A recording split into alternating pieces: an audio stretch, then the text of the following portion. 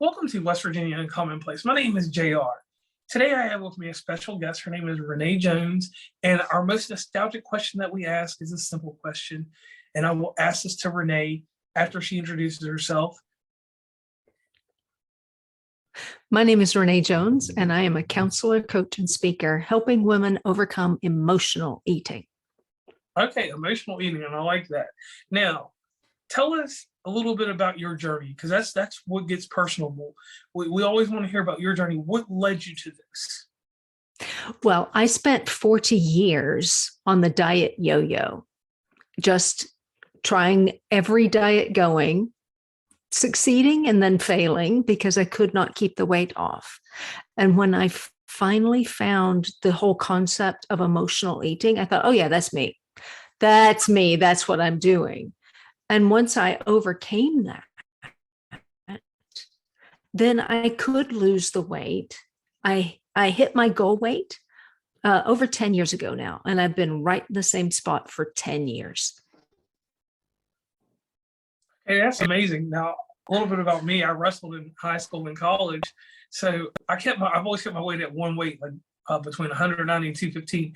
And I'm 37. I've been doing that since I was 15. I was 200 pounds at 15. So I just stayed between 190 and that. So I like that. Now, one thing I want to dig a little deeper now, with you watching your weight and stuff like this, there weren't no outside influences like people or anybody discouraging you about your weight. And when I said discouraged, I mean it like this, like someone saying, hey, you need to lose weight because you're a little heavy. Because when I was husky, when I got up to 260 one time, my mom was like, hey, JR, you got to worry about blood pressure. You got to worry about diabetes. Diabetes is the worst thing that you can worry about in the middle ages because your toes might go numb in the bed and you may not know why.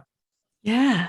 Well, I mean, there was just this family thing that they were all fairly heavy. And I was already redheaded. And when I looked around at my little friends, they were all blonde and brunette. And I thought, I don't want to be that different. And they were all skinny. And I thought, I just want to blend in a little more. So that's where it started. And tried again. But she'd been dieting all of her life. Her mother had been dieting all her life, and they just weren't very good at it. So we never learned exactly how to transition to maintenance so we could stay in the same place. It was like when you got to your goal weight, you just said, hey, now I can have anything I want. And you just gain the weight back. So maybe influence when I got to like high school and college, when I just wanted to be thin because, boys are more attracted to thin. So there was that kind of outside influence, but it was never, hey, you've got to lose weight. I was fortunate not to have that. And I'm glad that the audience gets to hear that part, because that's one thing that people would automatically throw in as a misconception, that someone told you that you were this and that, and no one did. You just self-improvement for yourself and for a healthier life than a lengthier life. Yeah. Also, now, you go through life and you get to a point where you've attained your weight, you hold it. And just like I said about the wrestling, I can correlate this. I always had to maintain it, so I watched what I ate. And even to this day, I eat certain things I don't eat, certain things I stay away from. So at what point when you stayed at the same weight over a length of time, what year did you decide that, hey, I'm going to get into coaching, I'm going to get in here and help people do the right thing with their lives? Well, I was already a counselor, so I just sort of transitioned. Once I got to my goal weight, I thought, okay, now I have some credibility with this. And people began to come to me as a counselor. And I thought, okay, this is something that they need and I can help them with. So I just sort of made the transition onto weight loss coach at that point in time. So it was almost immediately within a year. Whoa. I thought, okay, now I have to figure out what I did and why and how. And I wrote a book on it to help people who, couldn't afford my services. I created courses. I did a TEDx talk on it, just trying to get the information out so that other people could kind of get the idea of how to make this work for them. Okay, and since you led with that, let's go into this. Let's talk about this book. What's really eating you? Overcoming the triggers of comfort eating. Mm-hmm. Could you go into some detail about what inspired you to write it? Well, I think some of us are just born writers. And I had written for some magazines along the way. And I just thought, you know what, if I could get this down to something that is almost like a workbook.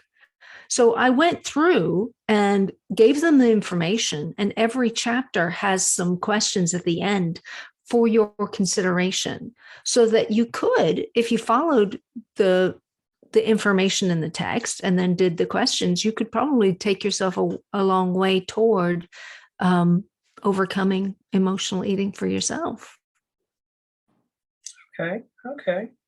Now, was it anything hard in writing this book? Because some people have writer's block.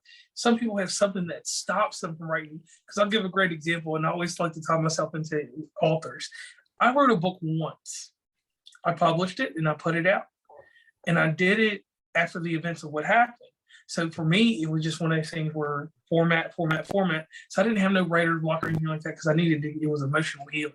So for you, like, how did you, like, did you get stumble in some parts, or how did you handle the writing process? Well, I think because I'd had writing experience, that part wasn't daunting to me.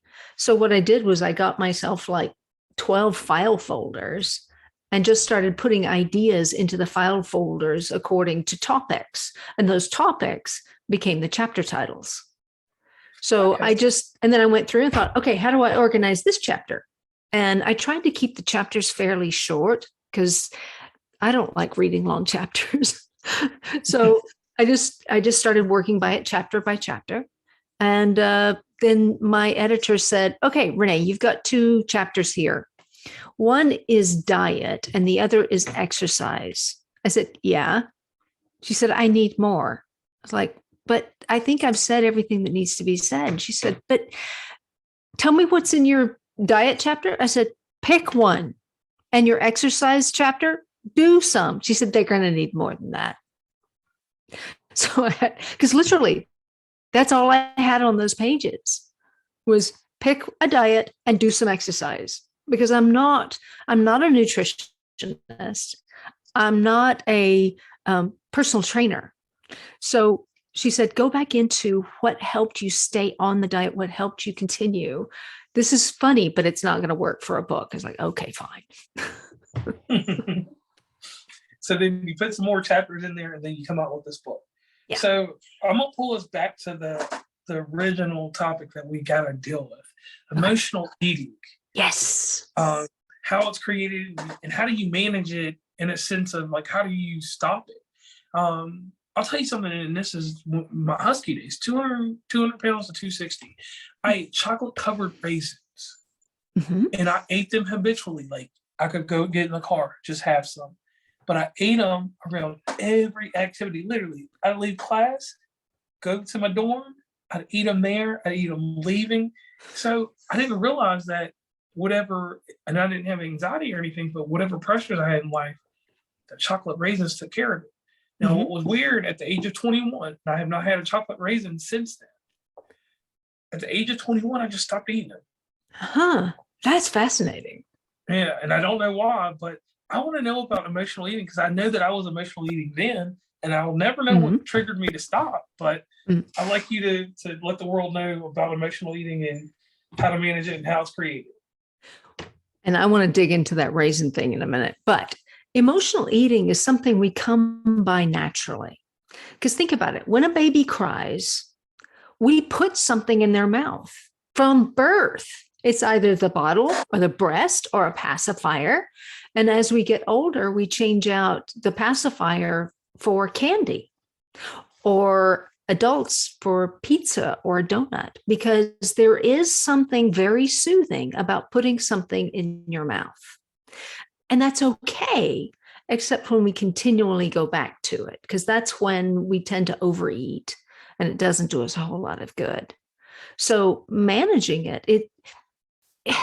it's not that hard to overcome emotional eating, but you do have to get the hang of it. And hang is an acronym, the HANG. So the H, am I actually hungry?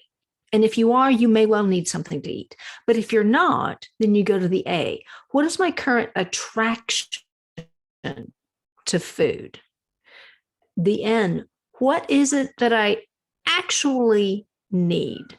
You may need a hug. You may need a walk around the block.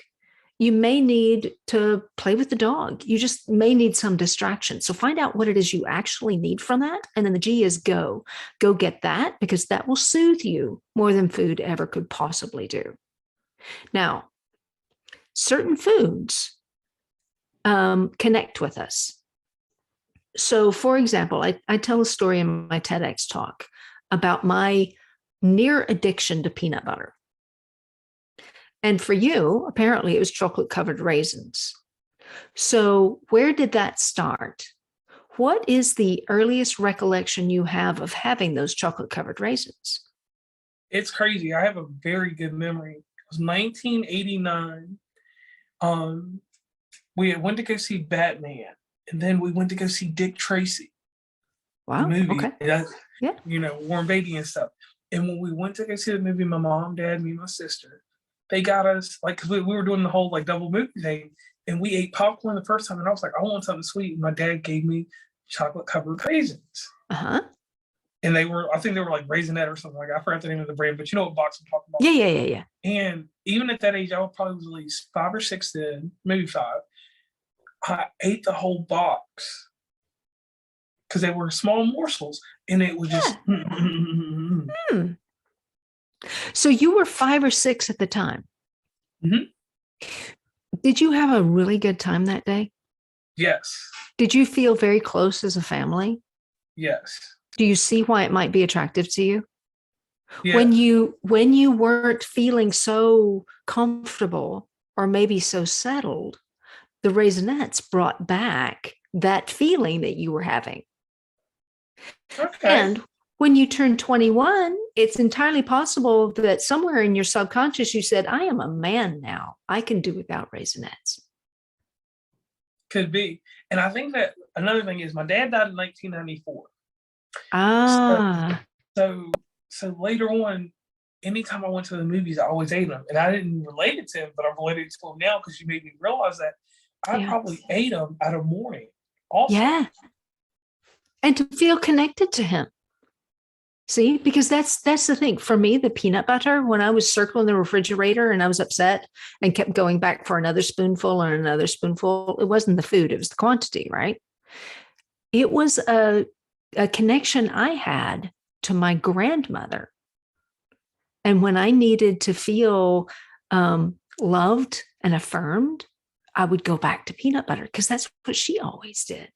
You see how that works? Is we get these unconsciously, we get these connections in our minds, and we go back to that when we need that feeling again.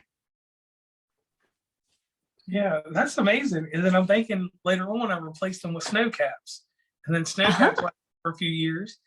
I don't know why. I guess because I'm a movie buff. Everything relates to movie candy, but I went from that to the cookie dough. From the cookie dough, I don't have a candy right now because for some reason I'm on a fruit kick. So everything I want peaches, all kinds of peaches. So that you have a connection with that movie experience you had with the candy or something similar to it. But it's still putting something in your mouth to connect you with the time that you felt so good. Yeah, that's crazy. It's not. It's just the way we do things. We connect. If you think about places you like to go, you probably had really good experiences there, or places you don't want to go. You don't eat that same food again. True. And I can say this, though, like I told you briefly in our pre-call, I travel to a lot of places. So mom and pop restaurants that I find along the way that I like, I go out of my way, even if I'm like 50 miles away, I'll go out of my way and go to one. But that's But here's the thing, JR. Once we make those connections, we figure it out, then we can back up and say, okay, do I really want this food or do I want that feeling? And is there a better way for me to get that feeling? that doesn't involve a lot of extra calories. I mean, it's a fine thing to do, but once you know what it is and why you're doing it, then you have control of it again. Yeah, I can see that. Yeah. And maybe somehow subconsciously I manage mine somehow. I just, because like I said, as I've gotten older, and this is crazy, like my sweet tooth is kind of gone. I don't eat cake at all. I despise cake. Really? Yeah, I do not like cake. I very rarely eat ice cream. If it's something sweet, it's got to be like it's a little offbeat. I eat like hermit cake, uh, banana bread, different things like that. Mm. I'll eat, just something or no. You know what my favorite is? And I hate to do this, and people, audience, I hope you enjoy this too. I love zucchini bread with cream cheese. Oh, yeah. Oh, yeah. That's good. That's good Yeah. stuff. Yeah. And so let me ask you this, a person that lives alone, because I don't live alone, and people that live alone, how do they stop from emotional eating? Because I'll give you a scenario. The community has been closeted because of COVID-19. So people sit at home and Mm. watching TV has become practical again. It was a Mm. time when people would stay on their phone for a little bit, but people actually sit down and they watch TV and stuff. And they just go on and on. And I'm just kind of like, how do you do that and continuously just eat emotionally? Like, why do people continuously do that? And that's my question to you. Like, how does someone that's single or living alone, how do they take care of themselves from that kind of emotional eating? Well, I think recognizing that that's what you're doing is really important. And once you recognize it, then you can manage it differently. A lot of people like to watch television and eat something. And what I tell them is if you are going to mindlessly eat something, then you may as well be eating celery because you'll enjoy it just as much. Right. So if you have to mindlessly eat, make good choices about what that is, because it's going to be a lot of calories. Unless you choose something like celery, which makes it a lot easier. But for those who are single and living alone, you have to find a way to make connections in different ways. I mean, Zoom helped a lot, FaceTime, phone calls, arranging times to be out and about with others. I mean, obviously in COVID, that was a whole different situation, but we're kind of further along now. We have more protection against that than we did. If you are stuck at home, get on Zoom with a friend, get on FaceTime with a friend or Google Meets or whatever it is. Make sure you get your social needs met when you have that opportunity, because that's what they're looking for, is something social, some connection. And of course, introverts like me loved the whole lockdown thing. It's like, oh, I don't have to go anywhere. Yay! But I have friends who just about went crazy because they're extroverts and they need energy from other people. Now, you don't have to get that energy in person. It helps, but just having the conversation helps as well. Okay. Because I know, like, through the pandemic, like, I got locked down in Ohio, which is just a state across from me. And it was just me and my girlfriend, and my co-host Stacy. And we just, like, we really enjoyed it because it was solitude, blah, blah, blah. We read books and played board games and stuff like that. But I don't know what I would have done on my own. I mean, obviously, I will watch every movie, every Criterion film ever made, but that would have been a hard stretch. Sure. Yeah. So, what do you do, like, if you get an overwhelming craving? So I'll give you an example. When I do get a sweet tooth, Mm-hmm. I'm so technical that I remember Miss Fields cookies. I remember certain ginger snap cookies that you can get, but the chewy Chips Ahoy cookie, Mm. and Yeah. that's something. And I'm a bully because when I have these, I will offer them to you. And I get this overwhelming sensation that I got to have them, but I got to share them at the same time. If I eat them, I don't eat them alone. I'll get the family pack and we'll have everybody over, play some cards or something, just to eat that pack of cookies. How do I stop myself from getting that overwhelming feeling that I need to have those cookies sometime? And just like, because sometimes I overindulge, I'll get 2 packs. If there's 8 people, 2 packs, we'll eat them all. So there are 2 ways to go on that question. One is you just don't buy them. If they are something, if they're like kryptonite to you, buying them is dangerous. I was talking to a client last week, and her daughter does like Girl Scouts, and they're about to have their cookie fest thing, right? Oh no, yes, it's coming. Girl Scout cookies are coming. And she said, I just can't have them in the house. I said, well, then don't. Find a different way to do it. And she said, I never thought of that. But making sure that you're not plagued by that it's not in your environment. I had to do that with some nuts this morning because I have kryptonite for me is salted roasted nuts. Ooh. In fact, my husband's mother sent home with him one of those, large things of salted roasted nuts. She was like, no, take that upstairs, take it to your office. I don't care. Just get it out of my sight. Well, when he came home and was going on a business trip, he put them back in the pantry. So I stopped and put them in his sock drawer. Because I thought, I'm never going to his sock drawer. I won't see them. It'll be okay. So there's one thing, is just make sure it's not around you. I'm trying to remember the first half of that question. Well, mainly what it was I was just trying to sometimes I get overwhelming sensations to eat something. And I like for instance, like it's a meat that I like, and I only get it when I'm in the Northeast. I mean, it's everywhere else, but it's pastrami.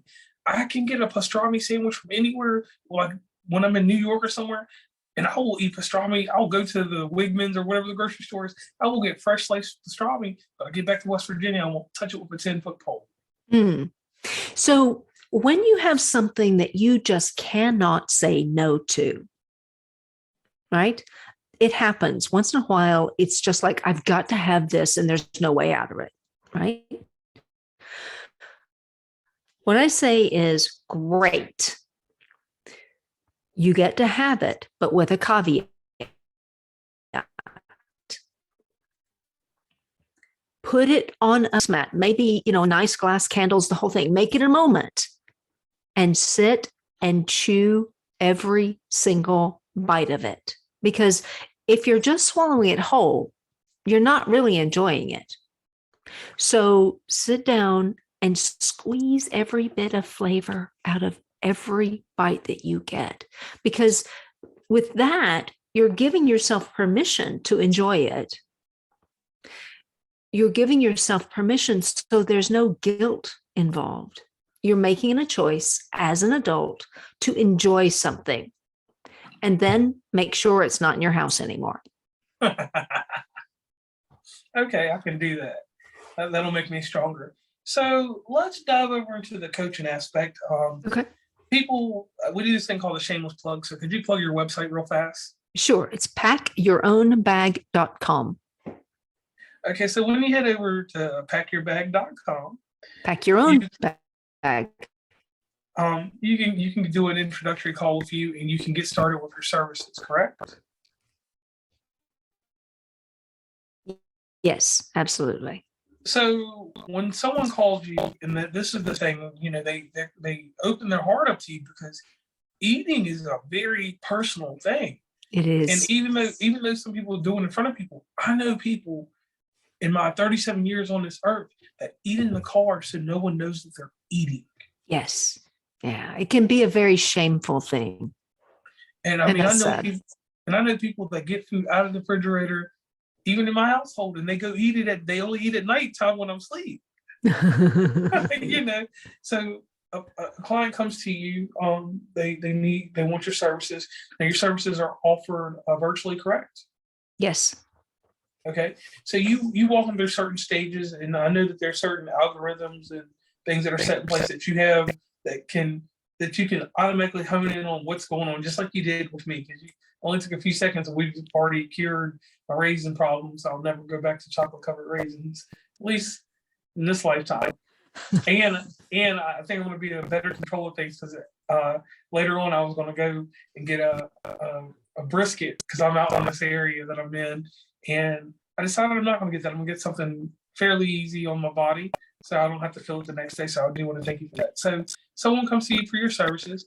They go through the initial consultation, and after that, they see a difference in themselves. So they come back, and when someone comes back, that means that if they get a result varied, it doesn't matter if it's, because in this situation, it's kind of wild because I want to ask you, do you consider results good or bad, or do you can just consider them a neutral thing? Because with that, I kind of consider it a neutral thing because you're helping somebody, develop a habit that works out good and that they don't have to follow the worst word on earth, a diet.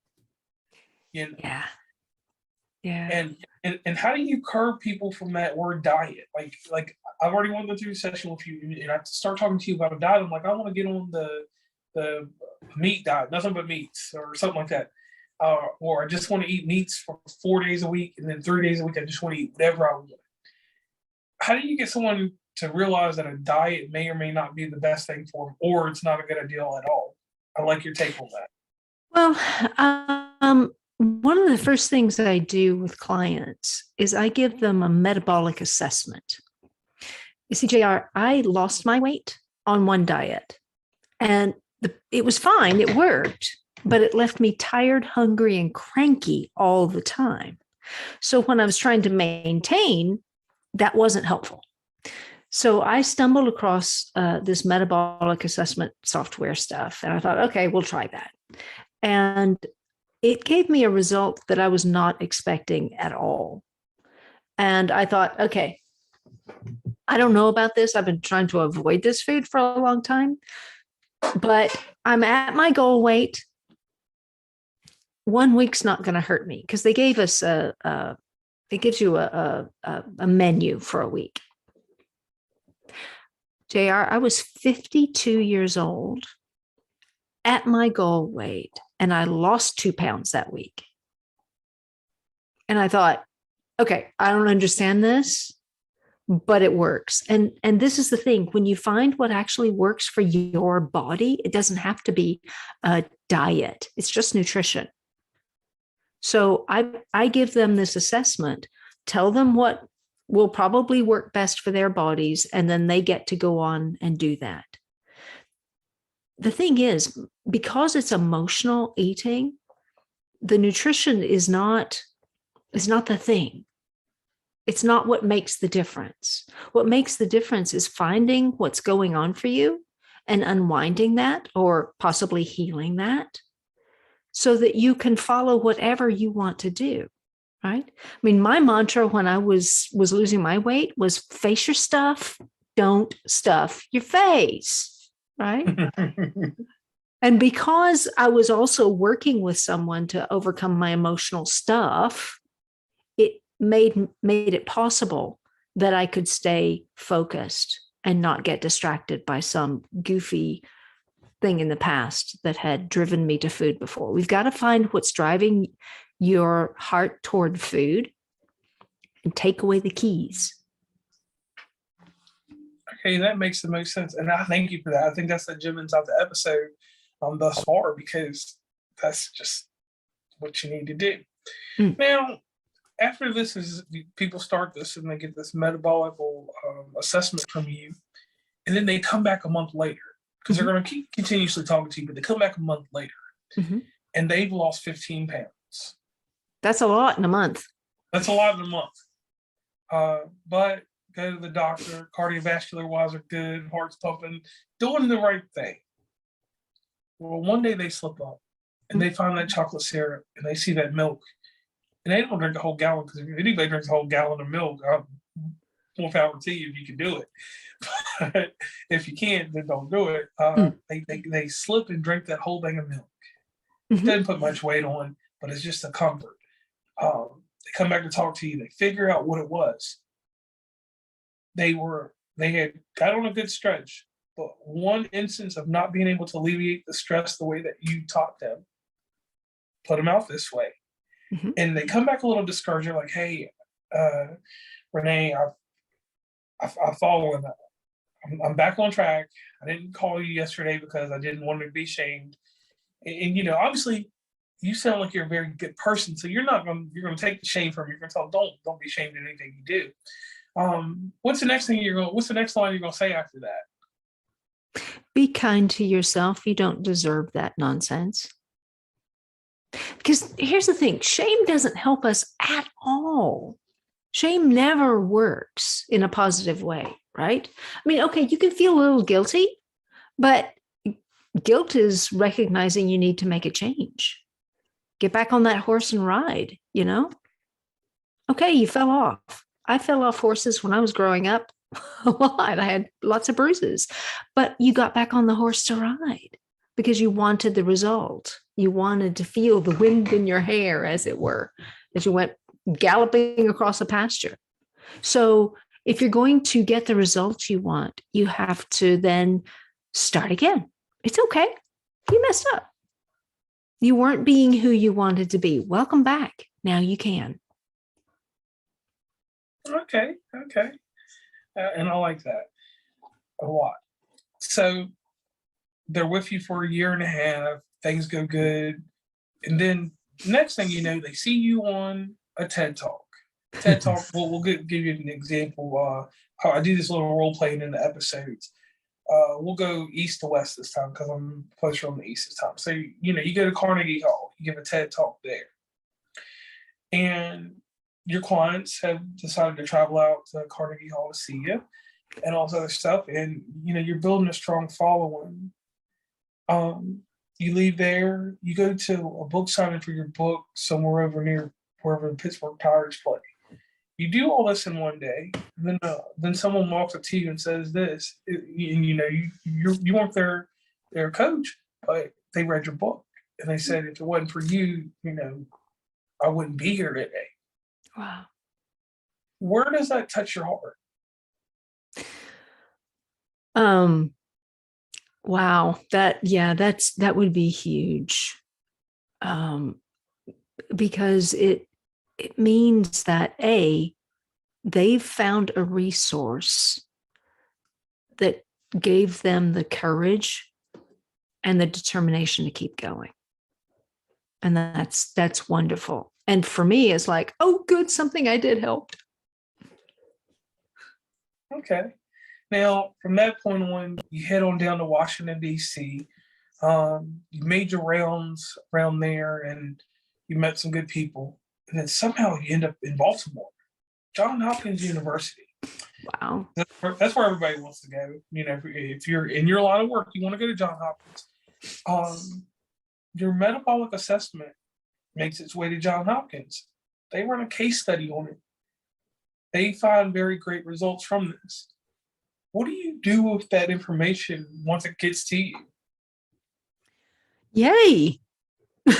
I'm glad it's verifiable information that can help people figure out what works for them.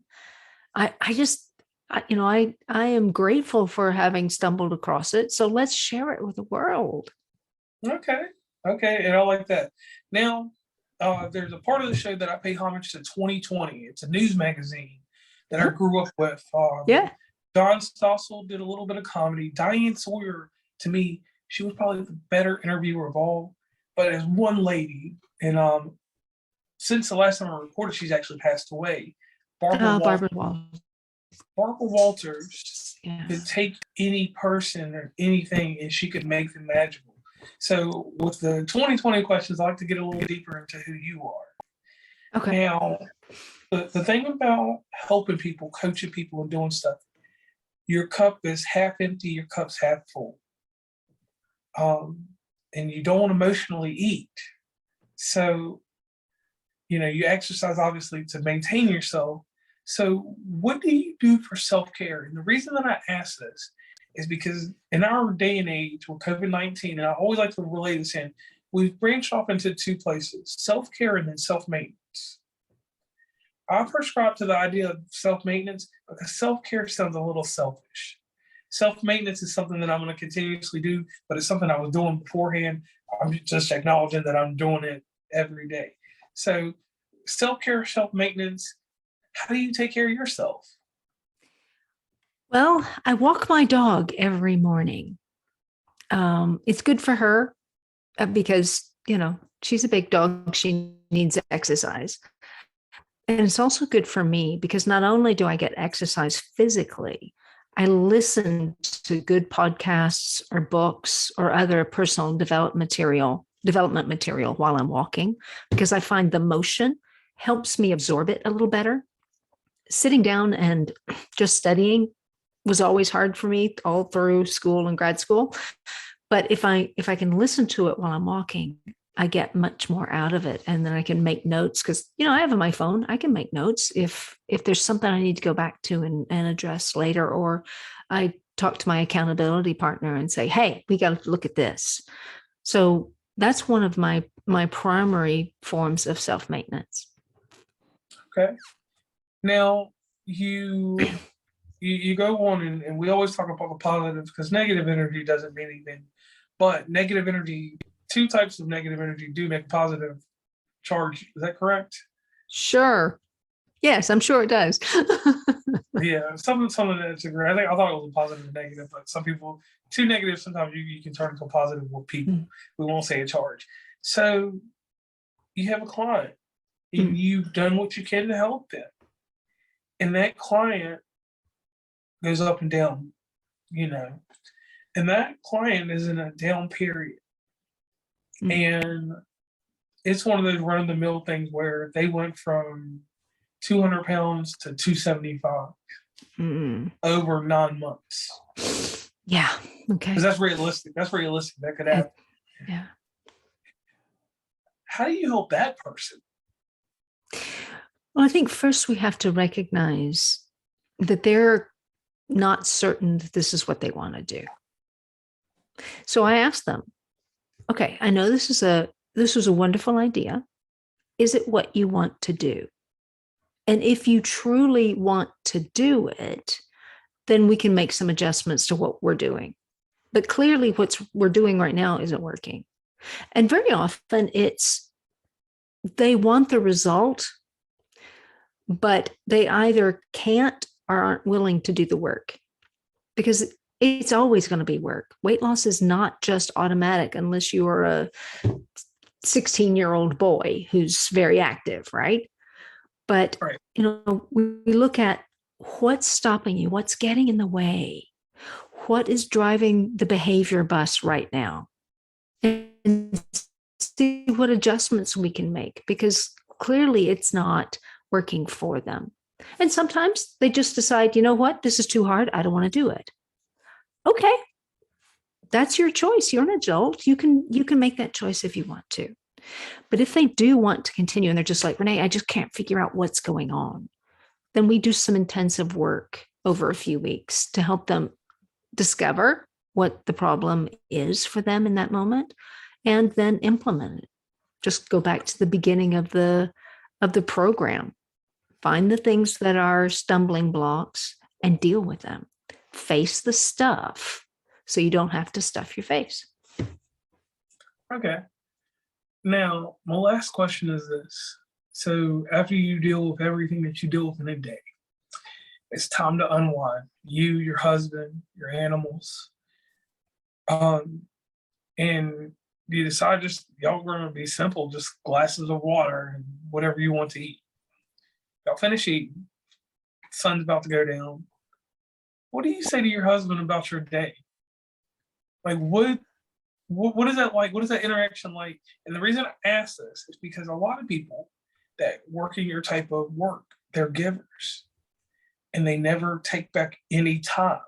So some people don't even have that scenario I just said in coaches because they're so involved with their clients. And I mean, I know you know how to step away from it, but sometimes, you're in the heat of things and you don't get that time. But when you do have that time, what is that like? After dinner, y'all are just together. Well, if it's been a particularly intense day, very often what I say is just sit on the sofa and hold me for a while, would you? And he does. I mean, we can sit there, we can watch TV. We don't have to. We can just talk about good things. But just getting some feeding back in helps me.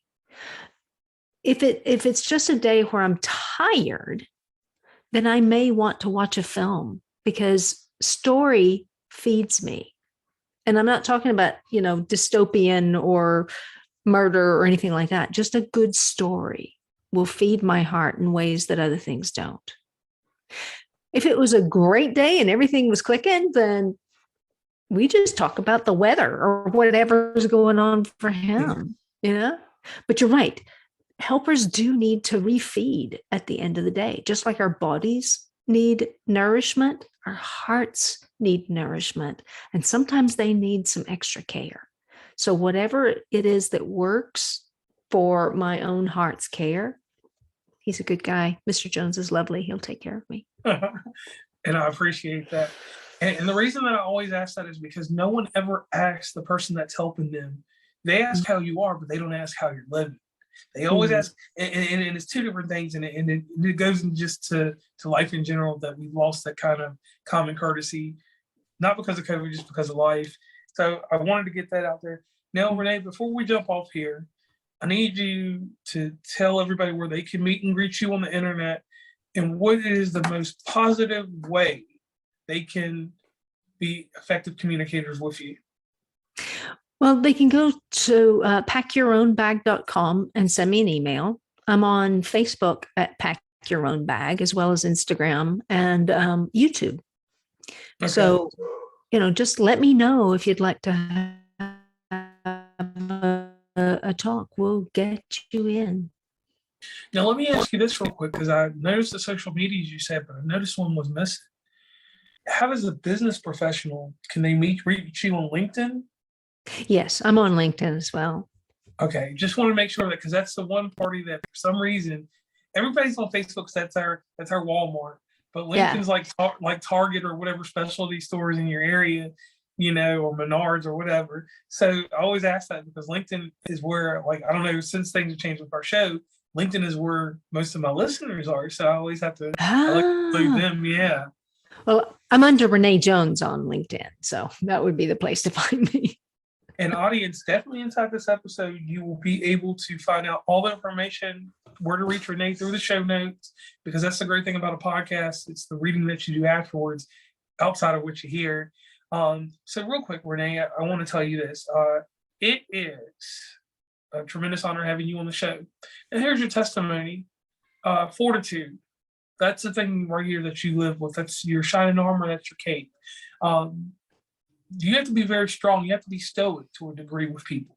You have to hide some of your emotions to take care of other people. And that's very hard because I'm not stoic. I'm going to let you know everything from the back burner to the front burner. So being stoic and doing your job, that's an amazing thing that you do. I want to tell you thank you for that, because not a lot of people are going to tell you thank you about that. Not a lot of people are going to even acknowledge it. So thank you there. Taking the time to help people with their help. That is a main thing that drawed me and made me excited, because here's the thing, and take this for what it is. People rush through life now. Life is not like it was in the 90s or even the early 2000s. People rush through life. So people always want a quick fix. They want to figure out what to do without putting plaster on the wall. They don't want to put up new drywall. They want to fix it however they can very quick. And you're here to help people do this in a methodical way to help themselves. So thank you there. Keep doing what you're doing. Writing a book. Writing a book is an expression of who you were then, who you are today. It's basically past, present, and future.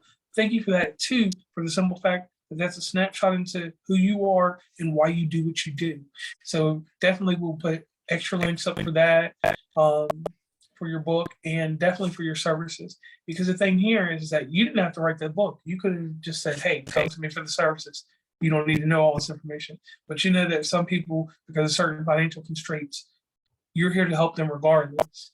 And that's hard because everybody wants to put a paywall behind stuff and be gatekeepers to knowledge. And you're not being a gatekeeper.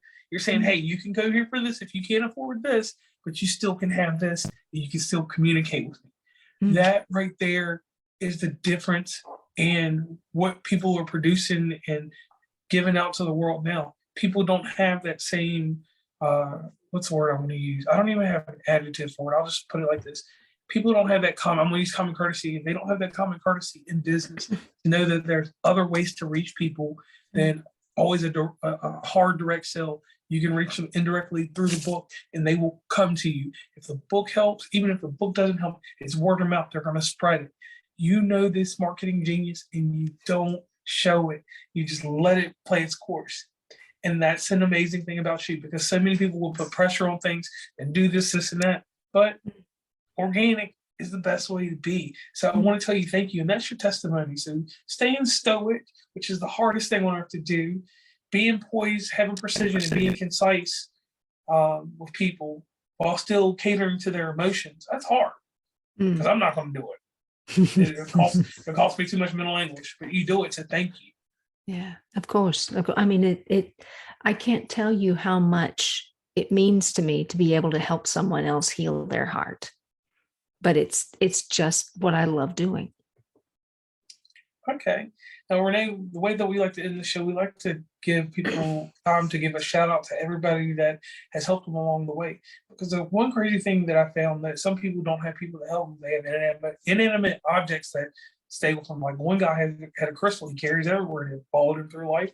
And that's what helped him, through certain guidance. He talked to it and took his own thoughts and went back through it. So would you take a moment and please let the audience know who may not be responsible, but aids in who Renee Jones is? Well, I think a lifetime of faith has helped me a lot. And then, of course, parents. And honestly, I got a job in Wales right after college, in the UK. And the people there altered the course of my life in the best possible way, because they loved me. They didn't know me. They didn't know my family, but they loved me. And it made such a difference. And then my husband, of course, is just such an encourager. My very first coach was, well, let's just put it this way. She's still on speed dial. If I need her, she's there. And then a couple of business coaches along the way have been so helpful in helping me turn this thing of trying to help people into something where I can actually reach people. It's just been tremendous. Okay. So once again, I am JR from West Virginia Commonplace, and I have had Renee Jones here with me today on the show. And we have gone over numerous things, so many different topics about a book and about her coaching. I will definitely make sure the show notes, because the show notes are the greatest thing that are part of a podcast after the show, will have all information they need to get in touch with you. And the greatest thing has happened today. You have helped an emotional eater.